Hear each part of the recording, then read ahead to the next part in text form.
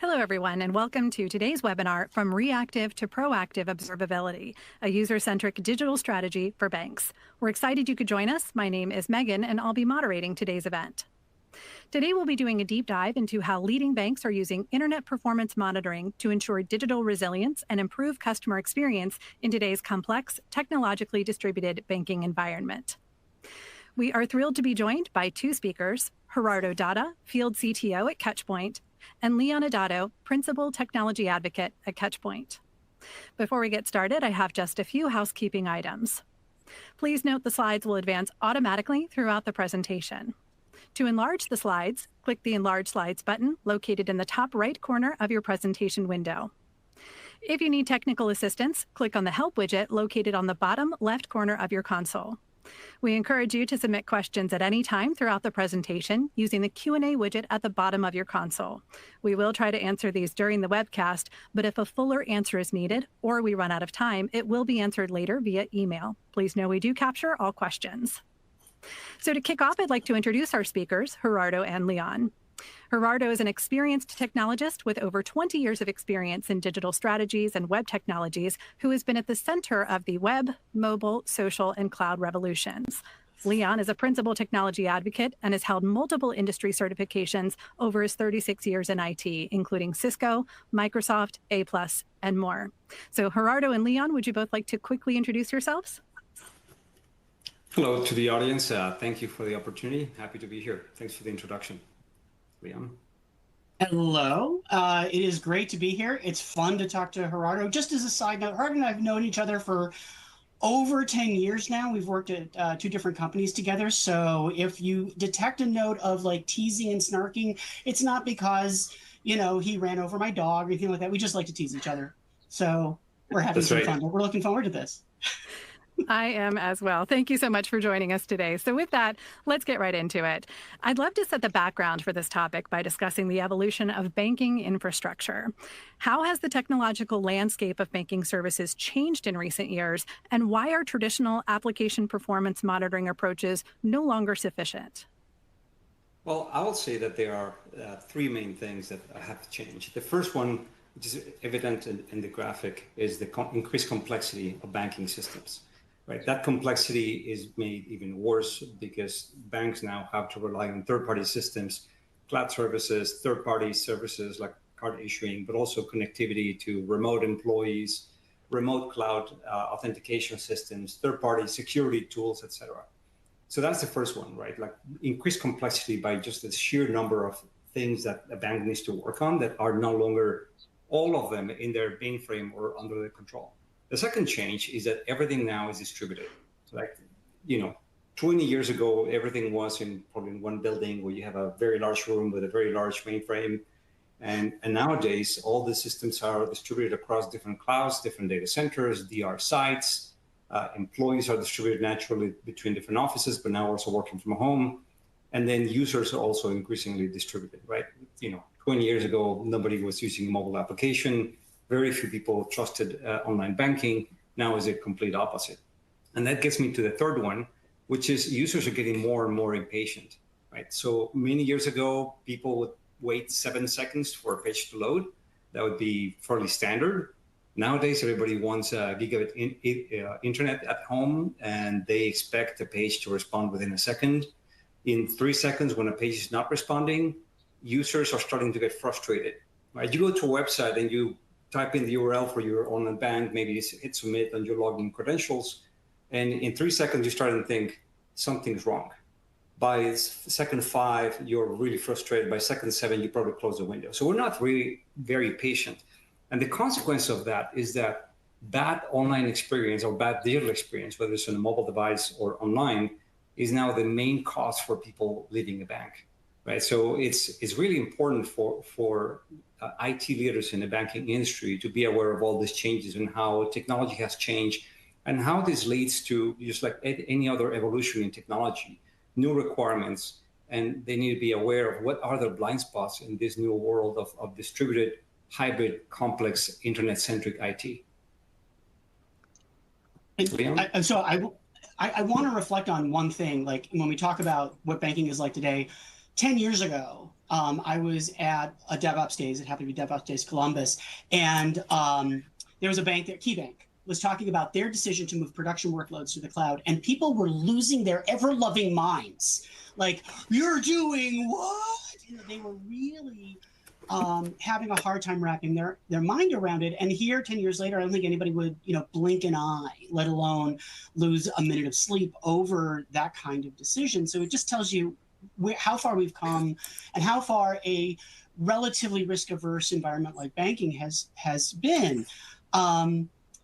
I also, as we talk about monitoring and observability strategies, I want to be really clear that I've been working with monitoring and observability for 27 years. I've worked with lots of different tools at lots of different companies. We are not here, Gerhard and I are not here to call anybody's baby ugly. We are not here to say that you're doing it wrong. If it works for you, then it works for you. Yay! That's good. We don't want to tool shame. What we want to do is that point out that tools do improve both over time and within particular industries, and that keeping up with new capabilities is sometimes hard if you're stuck in the weeds of stuff. And so we want to point out where there are opportunities that you can capitalize on. The last part, you were asking about, why the, APM approach might not work or might not be as effective. So first I want to just quickly go over some terms. So-called traditional old monitoring, which is largely based on, ping, SNMP, WMI, is typically built for on-premises only or primarily on-premises environments. APM extended that to include newer techniques like synthetic transactions and aggregating logging output, monitoring database-specific metrics, like locking and blocking and waits, and even things that were considered part of, observability like tracing. But all of that was still largely focused or contextualized around a single or a small set of environments and an unknown level of users. Like, we didn't know where the user was, and we didn't particularly care. We were focused on where the gear was, where the server, where the applications were homed, and how those were doing. So you also have a newer approach called network observability, which really hyper-focuses on the network. So it's looking at CDNs and BGPs and ASNs and a bunch of other TLAs and things like that, and almost ignoring the application observability that we've started to become comfortable with. And what all of that leaves out to a greater or lesser extent is the user, the external user. And that's where, IPM, this is the thing Catchpoint is calling it, internet performance monitoring, which is the APM with some other techniques, but with the user's experience as its primary focus. So I just want to contextualize that, because a lot of what we're talking about as far as where APM might not be working anymore has a lot to do with that. So I think why don't we talk a little bit about what are the costs of those blind spots, right? So we know that Sure. There are limitations as technology has evolved. Like, APM has stayed very developer-centric, right? So if you think about application, infrastructure metrics are just talking specifically about infrastructure by nature. Code tracing is telling you about how the code is. It's very useful for application developers. And logs are looking at your systems. And then on the other side, SNMP, WMI are very device-centric. So if you build a map of your bank's infrastructure, similar to what we're showing on the screen right now, and look at which ones of those technologies you have a really good handle on, not only their health, but the health of the connectivity to those devices, then it creates a lot of blind spots, things that you don't have visibility. And the impact of that, we already talked about, trust and user frustration and how that results in customers leaving banks, not only individual customers, but also corporate banks, right? So if your finance application doesn't work, if you cannot do payroll one day because your system is down, we've seen instances where wire transfers are down for banks for days, et cetera. But then there's also scrutiny. In Europe, there's DORA, the Digital Resilience Act. It's only, I think, a matter of time until we see that today. There was a Senate hearing in the UK for a bank that's saying, like, how are you charging your customers for a service when your users cannot access your bank's website, right? And they're taking it very seriously over there. It's only a time where that spreads to multiple banks. And by the way, DORA applies to any US bank doing business in Europe. And then third, your IT system, whenever there's a massive outage, like we've seen on the news, it seems like every week, you call a war room, and if you cannot find the problem quickly, then you get all your best resources in a war room trying to figure out what's broken. And if you don't have the visibility, that could take hours, and that's the worst situation to be in. What are your thoughts, Leon, about other impacts and consequences of having these blind spots? So a little bit more background on me. I actually worked for about 5 years at the sixth largest Midwestern bank. So I'm pretty aware of that. And you mentioned Dora.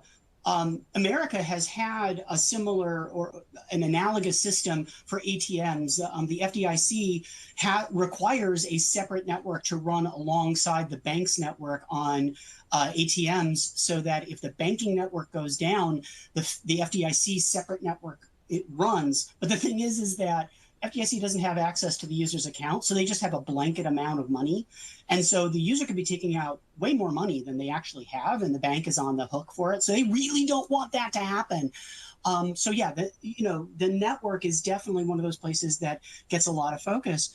But as far as the blind spots, or as far as the key metrics that you should be looking at, obviously, uptime for everything. I think uptime is a default, whether you're talking about application availability or whatever. Now, how you get that is the work of the work, conversation. I also think you've got, user workflows. The blind spot may not be whether the app is available or not, but where are people going in it? Can they find the functions they're looking for? What are the drop-offs? When they're in an application, how do they go to a particular place and then just go away inexplicably? And if so, why? Because it may be that they couldn't find the function, or they couldn't use the function, or it didn't make sense, or it wasn't labeled correctly, or any of those things. And your monitoring and observability can tell you that if you let it, if you build it. The other thing is, and you hinted at this, but I want to hit it kind of hard, which is it's not just that the application is up from my site. It's not it works on my laptop. Is it available from all locations? Is the if the application is available from the data center in Cleveland, but all your users in Austin can't get there, it doesn't matter. Or as one of our leadership says, having a tsunami detector placed in the middle of Kansas doesn't help the people on the coast, because there really are usually no tsunamis in Kansas. So where are you monitoring from matters a lot. And not from singular, but from multiples. Monitoring from many, many, many sites is desperately important these days, and something that a lot of tools don't accomplish particularly well. Okay, we've got a monitor in every cloud. Yay, but we've seen we've seen cloud providers go down, and then that doesn't help. Okay, we have a couple of extra colos. All right, and it helps for those colo locations. But you almost want to say that you need to know the status of the environment from every place your user is, because that's what matters now. That's really the big part of it. And when we talk about a blind spot, I think that's the big one. Is the blind spot isn't a key metric. Unless you consider the user's experience to be the key metric, which I think it is.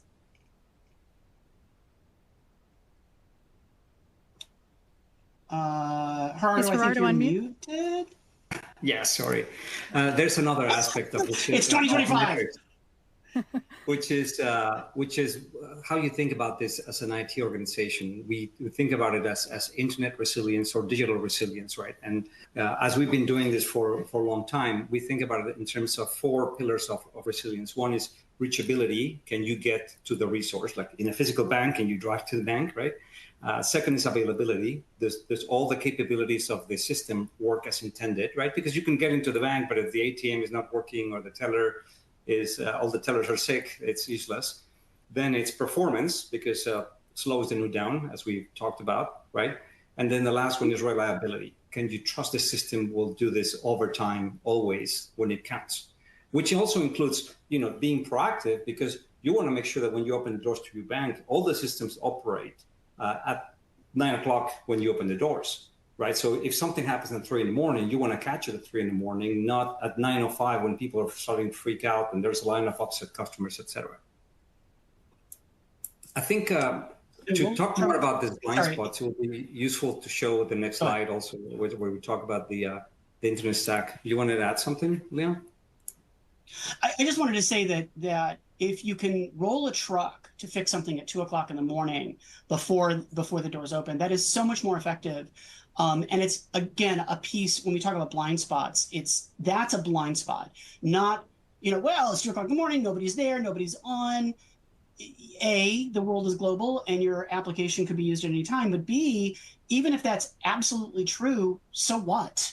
Wouldn't you rather know when you have time to get people moving and fix it before the quote unquote real users are on? That's all. I was just emphasizing that point.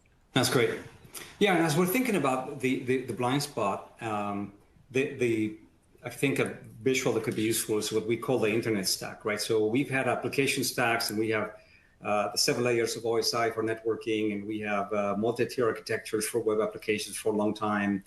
I think it's time for us to start thinking also about the internet stack, which is a collection of all the technologies, protocols, technologies, and services that the previous slide depends on, right?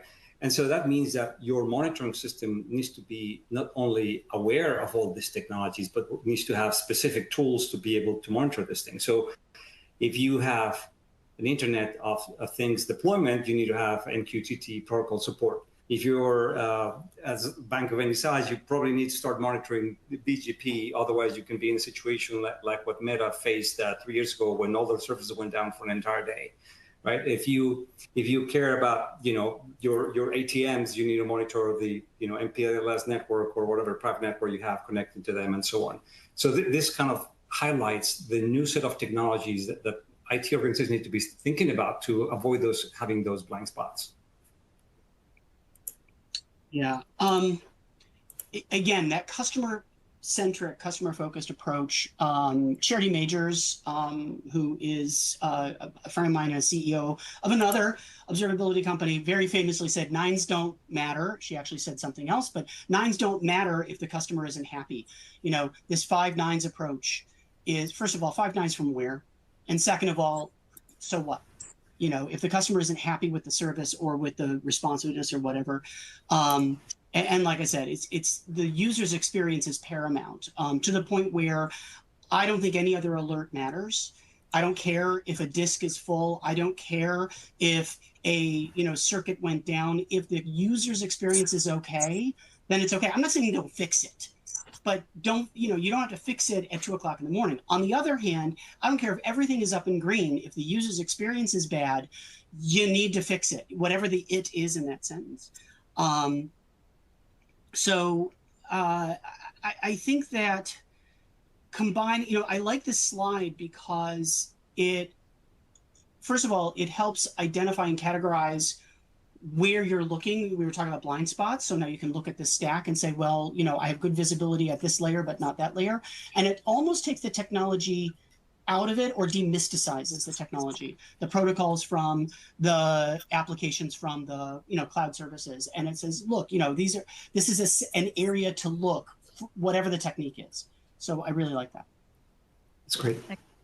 Yeah, that's really interesting. So IPM then provides this outside-in perspective of the entire delivery chain. Gerardo, you had earlier mentioned proactive monitoring as opposed to reactive as another key aspect of IPM. Why is being proactive rather than reactive so important for banks? Well, so it's important for 2 reasons, right? So the first one is that you want to know about the incident before it impacts the business. So too often in some of the systems, like when you think about customer experience in most banks, it's owned by somebody in marketing that is doing NPS score surveys, which you get maybe a couple of days after you have some interaction with the bank, right? So I go to the bank in person, try to deposit a check, and then you go probably, I don't know, service your car, grab some coffee, etc. The next day you get a survey, and you pretty much forgot most of the experience unless the bad parts, and you complain, the teller was very busy. And it seems like every time you go into customer service, there's like, I'm sorry, my computer is very slow, right? Which I don't think it's acceptable nowadays anymore. And so what are you going to do with that NPS score, right? Is the rear view looking, it's way into the past. Wouldn't it be better if you're testing your transactions, you're simulating a teller in your bank for your mail location. You can do it from every region, from every city, or from every bank if you want, and monitor the performance of each terminal to make you do it continuously, 24 hours a day, maybe every 5 minutes, maybe 10 minutes. So if there's a problem, whether it's a DNS resolution or is the application or is the backend code, whatever it is, you're aware of it and you have a chance to fix it, so that when the first customer shows up at 9 in the morning, you have the confidence, you have the certainty that they're going to have a good experience, right? That is the opportunity that you have when being proactive. And the other part of being proactive is that if you have full visibility into your entire internet stack, from the end user all the way to the back and the systems and your code and your databases and your infrastructure, then instead of calling a war room and getting everybody going like crazy, waking up people, pages going off, and just typically a triage, we're like, hey, how is the network doing? How is our server doing? How is the database doing? The system, if it's intelligent enough, can pinpoint, look, there's a problem and the root cause is here, and this is likely the solution. So you have the opportunity to fix it even before your customers show up at the door, or before at least before it becomes a very big problem, right? So that is the opportunity of being proactive and the value of doing that. And you did it by combining not only real-time view of your entire system, including all your dependency maps into the internet stack, but also a combination of synthetic monitoring, which is by definition proactive, RUM monitoring, and other tools that give you a full picture. Leon? Yeah, I want to elaborate a little bit more. There is the reactive, when we talk about this and the customer being the central focus, there's that reactive.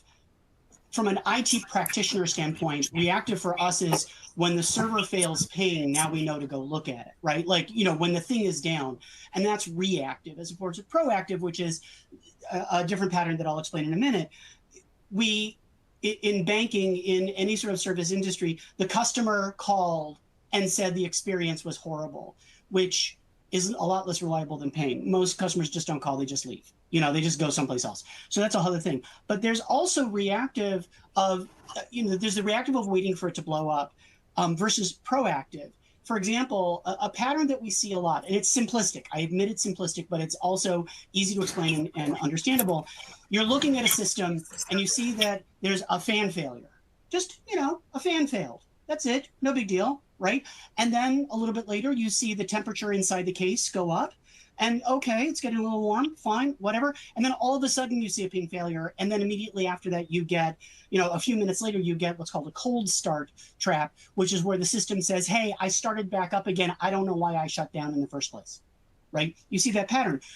If the thing that you're seeing, if the thing that you're getting is the ping failure, that's your first, or worse, the cold start is your first notification that something happened, obviously, your observability systems are not particularly sophisticated. I know I said I wasn't going to tool shame, but here I am, right? On the other hand, you had an opportunity to know about that at the fan failure. And if the fan failure wasn't a warning enough, then you've got the temperature rise. Now, what I mean by that in terms of banking and service is that when you're looking at, application slowdowns, looking at the system, even without real users on it, and obviously real users is the gold standard, but even without it, looking at it at times when the usage is low and saying, well, what would the responsive be? What would this path through my application look like, right now, this hour, this whatever. And then also looking at page abandons, where are customers going in my application and just stopping and disappearing? And let's look at that. You can investigate that before the 3-day later bad NPS score. And that's, I think, a mindset. And even if this proactive versus reactive concept is aspirational in your organization rather than something you can implement, lockstep every step of the way, you still have a chance to reduce the frequency and the duration and the impact of your outages. So, you have the opportunity to reduce your mean time to detect, identify, escalate, and resolve, and then even validate. That's the other thing. Like, oh, we fixed it. And then you find out half an hour later, no, we didn't. Like, validating that the thing you did actually fixed that problem, really cool, really important. So, that's another way to look at it. When you so you're much. talking about those metrics and how to be proactive, I think about, a good analogy, I think, is that if you're an engineer, you're working on engines your whole life, on combustion engines, and you're aboard a ship, you're going to be in the engine room, and so you're going to be looking at your metrics, which are what is a mixture of gasoline to air ratio, what is the RPM, how much gasoline we have, et cetera. And so it's natural to continue looking at the tools that you've used your entire life. And that's very reactive, right? Gas, you can do a little bit of forecasting, et cetera. But you're looking at the engine itself. Now, if you're proactive and you're starting to think about the broader context, then you're looking at sonar, you're looking at your route, you're looking at where the ship is going. If you're talking about the Titanic, well, that's a great example of why being proactive is very important, right? You want to know about the icebergs, the challenges ahead of time, so you can plan ahead and steer the ship in the right direction. It's not like you don't need the engine room. Of course you need that. So we're not advocating for don't use APM, absolutely necessary. The majority of evolved banks are using a combination of APM and IPM, but you need a combination of both precisely. That's the main message. Very well said. And so taking, sorry, I just one more because the boat analogy, okay, ignoring icebergs and massive failures, just being able to tell the engine room, we've got some choppy water up ahead. Can you give me, 25 more knots of speed? I'm actually going to, go out a little bit and try to veer around it. So the engine still matters, and the fuel oil mix and all of that still matters. But you also are looking at it, like you said, from a higher level, from a holistic level, and saying, this is why I need this much engine power to move around this area so that my users, the guests on the boat, on the ship, are having a better experience. So they're not all leaning over the edge, losing their lunch, so I can move around that choppy water and continue to give a smooth experience. There we go. Okay, we have now beaten the analogy into the ground or into the water. Go ahead. It's an incredible analogy, though. I'm glad that you added to that as well. So you've both made some very compelling points about the value of IPM. So then how should banks measure the success of their IPM implementation? What KPIs should they be tracking?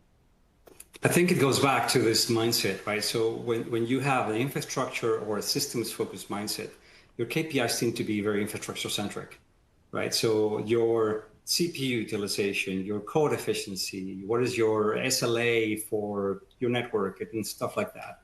I think the opportunity with IPM is to put the users at the center of your world, right? So if you think about a bank, imagine if you were, I don't know, I'm in Austin, so imagine Frost Bank here, all the branches in Austin connected to certain ISP are having incidents and nobody can deposit checks or get money or anything like that, right? People are screaming about it, upset, they go all the way to the CEO. Your answer cannot be, yes, but our servers on the cloud are running at 50% capacity, or we save 20% on our databases. Like, that's completely illogical, right? Because the goal of IT is not to keep a server healthy. The goal of IT is to serve the business, to serve the end user. And by the way, end user could be a customer, could be, by proxy, the teller at the bank, could be a trader that needs to, make some investments, could be an API that's allowing somebody to deposit money via Venmo or Zelle or anything like that, or could be any other employee. Could be an HR employee of the bank. Those are also important. All of those are systems. So the opportunity is not only to focus not on systems, but on users and users where they are located, right? Because again, if a lot of monitoring today, again, using the analogy, it's like you monitor from where you're comfortable, you monitor from the cloud. But guess what? Your customers and your banks are not in the cloud. It's logical that your banks don't have the same connectivity or capacity or data center resilience systems that an Amazon Web Services data center, right? Or even any tier 1 colocation data center. So you need to understand what is the actual real world connectivity of somebody in a mobile device trying to connect through Zelle or a mobile application via a browser or a native application, or what about the bank around the corner here, or everybody in your office in Wall Street was trying to make trading, right? So that is really important, to put the end user at the center and to focus on the location. And then focus on what we call, instead of SLAs, you see the word here on the screen, XLO. An XLO is an experience level objective, right? So instead of saying, we're going to make sure that our network uptime is 99% or 4 nines, you say, well, we want to make sure that anybody visiting a website can complete a transaction in 3 seconds, right? And obviously that to meet that XLO, you require all the systems behind it to work. But also meeting that XLO and aligning on that XLO is very powerful to align the IT organization and the operations teams with the business, right? So you agree on the value of IT. Do you want your users to wait, or do you want to make an investment so you can actually make it even a competitive advantage? Their systems are more reliable, more trusted, more resilient than those of the competition. And so I want to add to this idea of an XLO, which is that obviously, certain users will not be able to complete the transaction in 3 seconds or less because they can't. Because they can't click that fast, they don't know that fast, they're really bad at math, that would be me, like whatever it is. So that emphasizes the need for autonomous systems, for synthetic transactions that verify. It's basically, can you do a speed run through your system as fast as possible? And and if that's possible, your user will have no complaints, right? I just wanted to clarify how such a thing is possible. Back to the question, Megan, what should you be tracking? I think there's 2 distinct phases. One is in the beginning when you're implementing an internet performance monitoring system or you're implementing new observability, and then the ongoing. So in the beginning, I think really the metric you should look at is, how many systems have you added to your IPM solution? How many specific discrete tests or monitors, alerts, dashboards have you created? Now that, you measure, you get what you measure. So if you're measuring how many reports you created, you're going to have 9,227 reports. That's an oddly specific number that might stick out in my head for a particular reason because of a past mistake I made. But, that's not the point. But when you're looking at adoption, then you have to know, is it being adopted, or do you get 3 tests and then nothing? So it's really more about the delta than the number.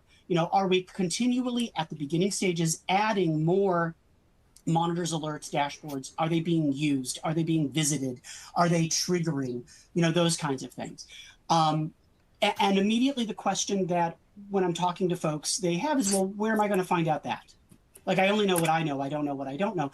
Going to your service desk, going to your customer representatives and saying, what are the biggest questions? What are the biggest issues that people call with? That's the thing that you want to take a look at trying to fix and seeing if you can resolve. Ongoing, you actually don't want more and more and more dashboards and alerts because it becomes unmanageable. Then at that point, what you want to focus on is how are your mean time to detect, repair, respond? How are those changing? How are those going down? That's going to be your key metric in the middle to ongoing, maintenance phases of your IPM journey. And that'll be the indication of success. Excellent. Thank you. And what about the overall ROI of implementing IPM? How can banks measure the business impact and justify the investment? Well, so that's an interesting question. There's many ways to answer that. I think the first one is it's an insurance card, right? You don't want to wait until you're in the news. Like I was talking about Meta, and they basically didn't think that monitoring BGP would be an important thing for them. But BGP is like their zip code, right? So when BGP was failing, somebody pulled an ASN, and basically as it propagated, every system, including the systems used to authenticate IT people walking into their data centers, was failing because it could not communicate to any authenticating system, right? So you don't want to wait until something like that happens for you to say, okay, now we need to pay attention to this, right? Because by the time that happens, the impact is usually measured in millions, careers lost, people fired, etc. So that is kind of obvious, but it's scary, and I'm not trying to scare anybody into doing things, but it's a real risk. I think one angle that is more interesting is also the micro outages, right? So what we hear from customers all the time, like we had a customer saying, okay, I want to monitor not only our websites but our CDNs and our overall web infrastructure. And when they deployed their IPM system, they learned that there was a particular region where there was a routing challenge, and all the customers in that region were having terrible experiences, right? And what happens with those micro outages is that, like Leon said, a few customers complain, and IT goes is like, oh, all looks green to me. Must be user error. It's probably their computer, or dumb user does not know how to configure the route, or whatever. You usually blame it on the user, and it happens 4 or 5 times, and it tends to get lost in the sea of everything that's happening in IT, right? But not only those 5 users are very upset, there's probably another 500 users that are frustrated and they're leaving, right? So, but when they installed the system to monitor their CDN, they were aware of this, and they fixed that problem. And it took them 5 minutes when they could actually, once you can see the problem, you can fix it easier, right? So they fixed the problem, and suddenly their satisfaction improved in that region. Those calls stopped coming in, and it was a small region, but it could be multiple of those micro outages happening all over the place, right? And it's frustrating not only for users, but also for employees, not only the tech support, the IT, but the bank employees as well. And the other part of the ROI is the efficiency of those war rooms, right? Calling a war room where you bring all your most talented people and interrupt their day and wake them up, etc., is very, I would say, talent consuming, versus somebody can see at, again, 3 in the morning. It's usually when things tend to go wrong. Look, our ISP in this location went bad. Let's just switch to our alternative. Done. Problem solved. A relatively tactical network engineer could make that change, and you don't have to wake up everybody, right? Hey, our database is having some issues. You can, I don't know, restart the database or fix the queries, or add more RAM to the server, etc. At the end of the day, once you start using this, you realize it's almost like you've been driving without a dashboard, right? So I don't know how many people, what would happen if Google Maps start working for you when you're driving, right? People cannot get to work or to their coffee shops, right? Because it would become dependent, because you appreciate now the value of those systems.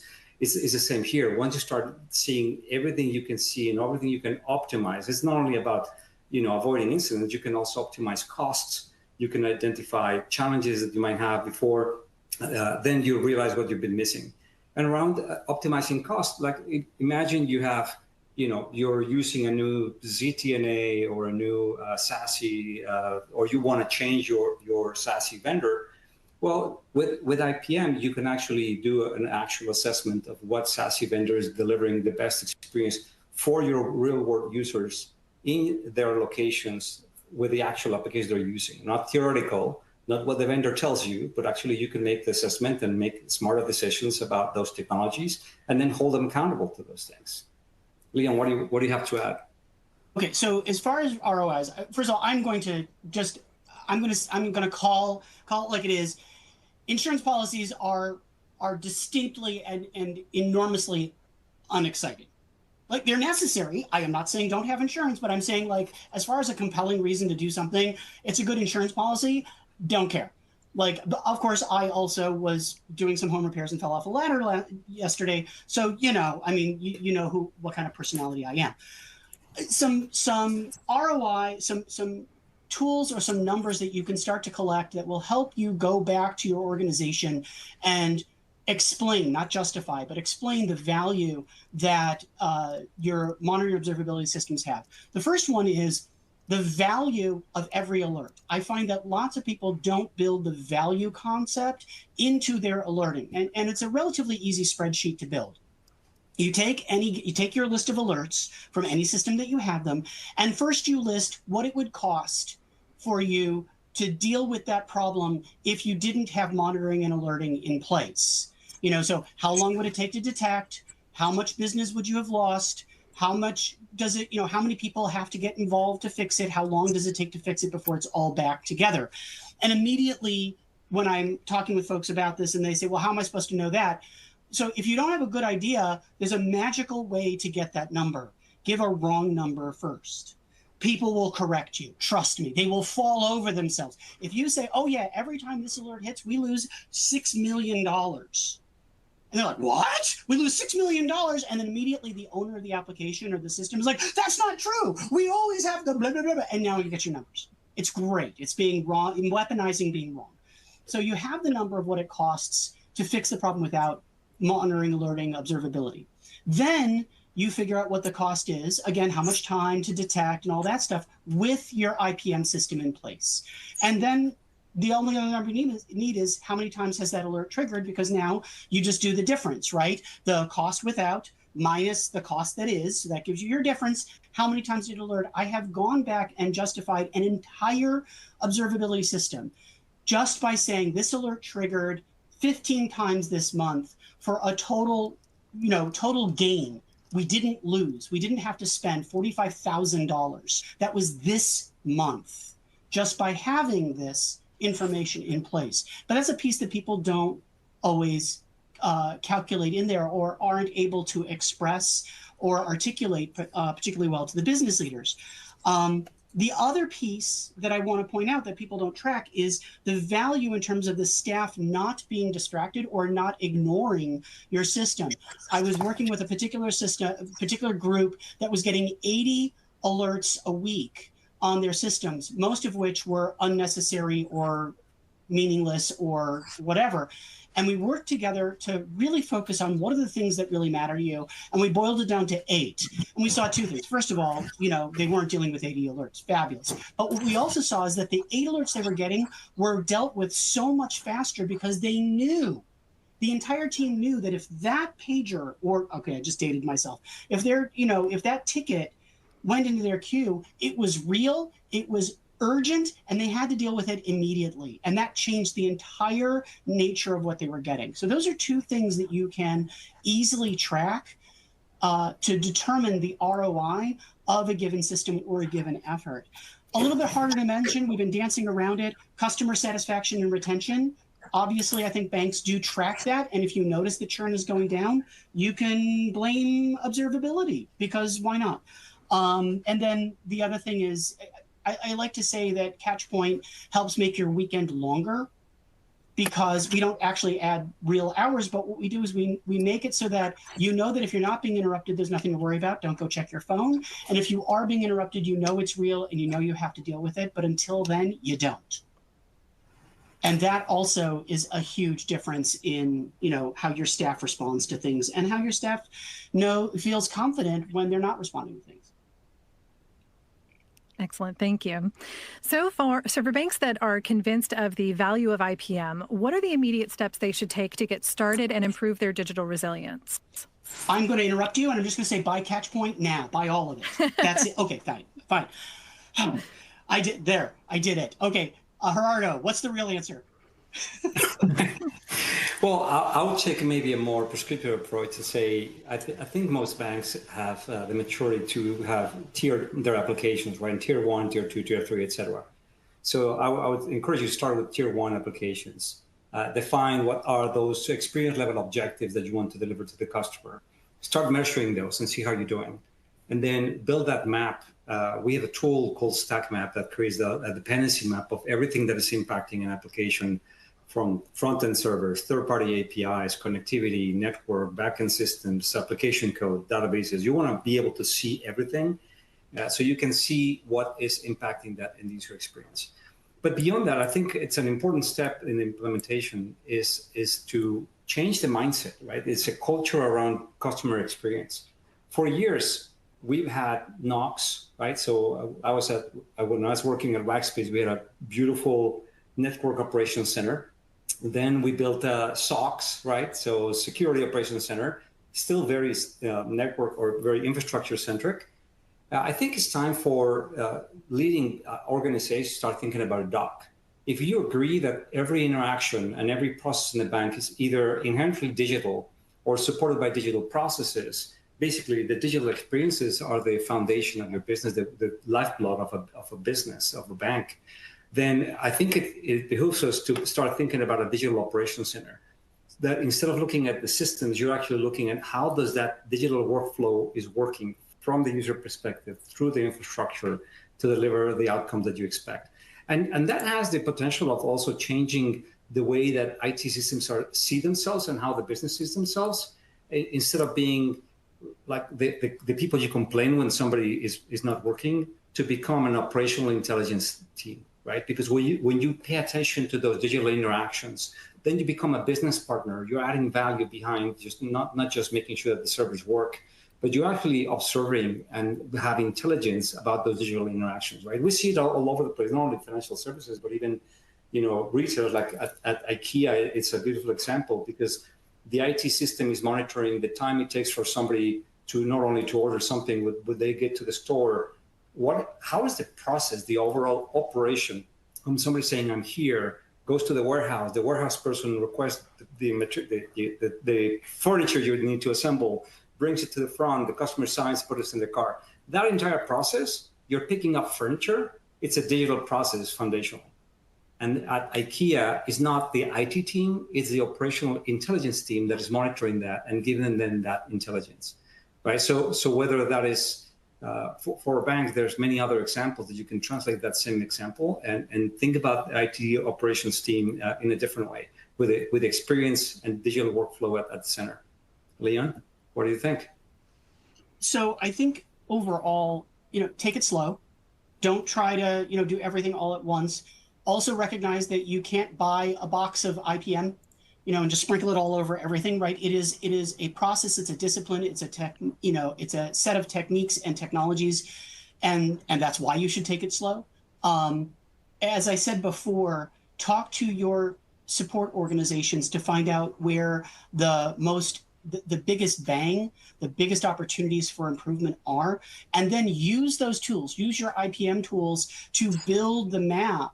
So you monitor the application. Maybe you just start with the website and you see that it's slow, but everything within the website, all the code and all of the web pages are fine. Oh, wait, maybe it's the database behind it. Let's start to monitor that. And oh, wait, this is making 7 API calls and I'm monitoring the page where the calls happen, but I'm not monitoring the calls themselves. Let me add that on there. Oh, I'm not monitoring the route, the actual ASN, BGP environment within that. Maybe I should add that to it. So you can build that map as you realize there's pieces you're not seeing. And that also helps because it's an educational process. You don't know how important an aspect is until you have identified all the other parts and see that one blind spot or 2 blind spots need to be covered. Also, assess your existing tool set. There's a large desire for brick in, brick out. We already have too many tools. We can't afford another one. Assess what you have. Please separate monitoring and observability tools from management tools. The tools your teams use to manage their systems are critical and important and might also provide monitoring or observability-like insight, but it's going to be for that environment. Let's say that you have for your Linux environment and you're deploying your Linux systems with it. That's great. And you want that. And it's like, well, why do we need an observability tool? Because you also have Windows systems. And you probably also have some Unix systems. And you probably have a VAX or 2 that are hanging around. And that Linux deployment and monitoring system isn't going to help you with that. So the tool you use to manage is important. Don't try to take those away. Also, don't use it as justification for not getting an observability tool that will span the entire area of again, those layers of the internet, the stack, the internet stack, regardless of the technology. So I think those are the things. And finally, last one, honest, is make sure your tools play nicely together. Really make sure that, there is, I know that Gerardo is probably going to look at daggers at me right now. There is no one tool that will do everything for you. No, not even Catchpoint. There's you're going to have heterogeneous environments. Make sure your tools play nicely together. Make sure that you can get data out of one and into a central repository for visualization or whatever, that you're not trying to shoehorn one tool to do it all, because it's not going to work and you're going to be angry. Wise words. Thank you so much. We are getting close to the end of our time together, but as we wrap up this main section, what final thoughts would you like to share with our audience about the future of digital banking resilience? Well, so I have 3 things to say. One is that we need to think about this as a natural evolution, right? So think about 30 years ago, applications, things were very, very different, right? Like data centers, banks themselves, networks, etc. Nobody was monitoring Wi-Fi back then, and nobody was monitoring the internet because most people didn't use it. All those things are changing, so definitely you need new tools or new mindsets. Second, it's about a journey, right? So it's not about buying a tool and you're done. No, it's changing your mindset. There's a maturity model on how to do this. There's obviously like upgrades you need to do. So things you might be using, Sidescope that's been around for, I don't know, 30 years or more. And then last, I think all of this, like you were saying, it's not about buying one tool. I agree with you, Leon. There's, we've been talking about single pane of glass for a long time in monitoring, and it never becomes a reality. No matter how much you solve and you combine tools, then more things to add become apparent. And that's why open telemetry is being so prevalent nowadays, to make it easier to have flexibility, integrate multiple tools. But the key here is that if you think about monitoring, you're trying to do three things. One, know that the problem exists, and that's the first step in monitoring, right? So when faster you know that there is a problem, you don't have to wait until somebody at the branch contacts you or customers complain or you make the news. The faster you make the problem, the better it is. The second is finding the root cause, and that's where when you have full visibility, not only the problem exists because you've been testing that proactively, but where the root cause is, and who needs to go fix it. And then the third part is fixing it, which fixing it becomes easy once you have 1 and 2 done, right?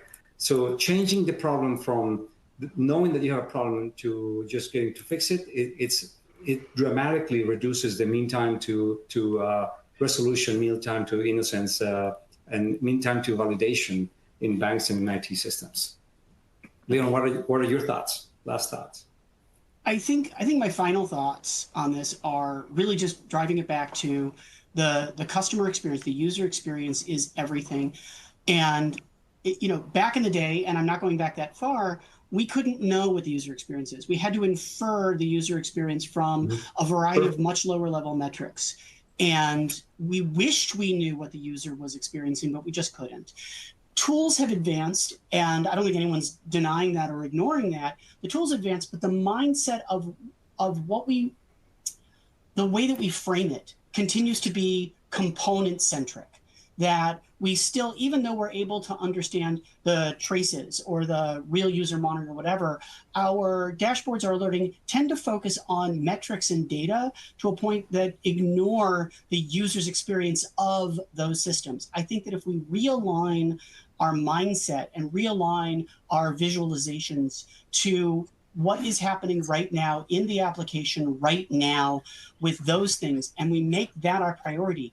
Again, as I said much earlier in our conversation, obviously, if a circuit goes down, if a disk fills or breaks or whatever, you need to fix it. But you don't need to get somebody out of bed at 2 o'clock in the morning to do that unless it is impacting the user's experience of the system at that moment.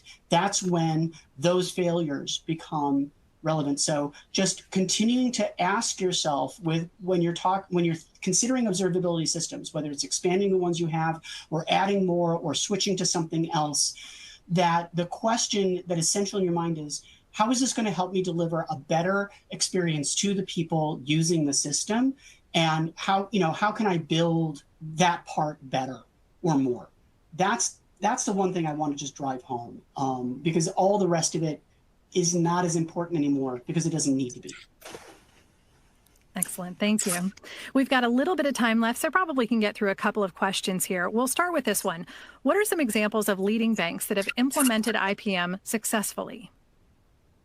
I love 2 examples. One is, I don't know if I should name the name, but I visited them in North Carolina. They have a green logo, and they are going through, or pretty much at the end of consolidation from multiple tools to a combination of APM and IPM. So every system in the bank, every website, every application, internal, external, etc., they monitor the code and the infrastructure with a single APM tool, and they monitor the user experience, synthetic monitoring, and the internet with Catchpoint. So that consolidation has reduced dramatically not only the complexity and the ability for the IT organization to focus on higher volume, higher value activities, but also the number of incidents they have and the number of dramatic incidents that they have been needed to respond, or even to respond to management about why did this happen and how can we prevent it in the future. The second example is the three largest banks in Latin America. They're all being monitored with IPM at the end user perspective. That means that the tellers at the banks, the people in the offices, every employee, think about digital workforce productivity, every employee, they're monitoring from a small agent in their browser and in their computer. They're monitoring, making sure that the users are being able to be proactive. So before a user even has to complain or anything like that, they know, for sure, they have a certainty that the connectivity in an office, the connectivity to each individual person, what is the health of the router of the person working from home? Or what is the health of the ISP that is providing connectivity to the bank around the street? Like, they have all that visibility, they can react quickly, they can solve problems much more efficiently. Right? So that's made a significant advantage for the bank in a world of such hybrid, distributed, internet-centric systems that we're working on. Leon, I'm you not have going to another that example? one. No, I actually don't, and that was perfect. I'm not going to try to top that one. Well, then in that case, we do have time to squeeze in one more question. How does Catchpoint solution integrate with existing APM tools that banks may already have in place? So I'll start with that one, and then Gerardo can back me up or tell the audience that I'm completely wrong. One or the other. First of all, Catchpoint specifically has bidirectional API interface. So you can use Catchpoint's portal to set up your tests and alerts and things like that, but you also can use an API endpoints to pull data out and use it in other visualizations. And I think that's the most important thing. Again, that goes back to the plays well with others concept. That's one thing. The other thing is that, as we've sort of emphasized, APM is focused at I'll say different, not lower in terms of less important or less critical, but a different level of stuff, so that your APM systems are focused over here and your IPM systems overlap, but don't completely necessarily replace, depending on what it is that you're using APM for. So in one sense, you can use both, and again, the IPM Catchpoint is focused on the user experience and all of those things. And then if you need to drill in, you go to a secondary tool to look at some of the other stuff. Okay, Gerardo, tell me if I completely messed up. No, that's great. I think the best organizations we see are using the combination of APM and IPM, whether they have both systems. And again, you're never going to have a single pane of truth that is search for everything. Typically, you won't have a system that alerts you how things are working and how users are experiencing. And when there's a problem, then the actual tech who's actually fixing the code or database, they might go into their own dashboard that they might need. Other companies are basically feeding that to Uber monitoring systems or alerting systems, Grafana, or whatever the case might be. So yeah, that's I think that combination of APM plus IPM is super powerful, and something we see across the board, not only in financial services, but software companies, banks, retailers, etc. That's where we see the most successful teams. SAP in Germany, the largest publicly traded technology company in Europe, is using Catchpoint and one of those APMs to reduce their incidents from 100 hours a month to basically 0, right? And that's been a tremendous success for the organization that is doing this. Excellent. Thank you so much. Well, before we close, we do have just a very quick poll for you, and that is, what additional information would you like about Catchpoint? We'll give you just a moment to respond to this. There's a few things there. Access to on-demand demos or product tour, personal demo with a solution expert, and more banking-related resources, reports, ebooks, white papers, or briefs. Great. Excellent. Well, this has been a really interesting and insightful conversation. I'd like to thank our speakers, Gerardo and Leon, for a great discussion today. We appreciate you sharing your thoughts and expertise with us. And of course, I'd also like to thank our audience for joining us today. We hope to see you again soon. Have a great day. Thank you. Have a great day. Appreciate the time.